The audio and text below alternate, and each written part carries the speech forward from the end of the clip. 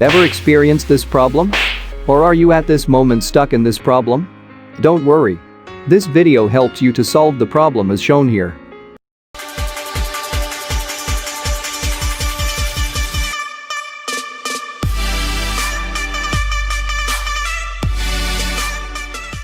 Welcome to our channel TechNeil.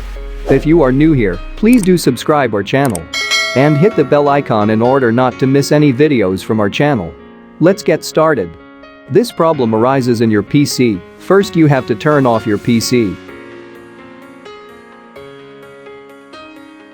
Then, turn it back on. Press F2 immediately after the PC is on.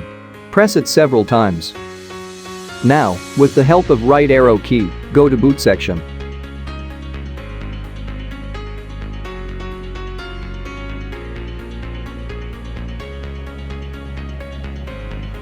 Then, change UEFI into Legacy BIOS.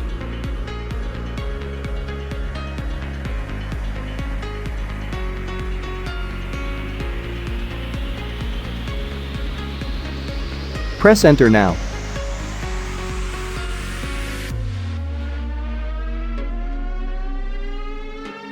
Save and exit by pressing F10 key.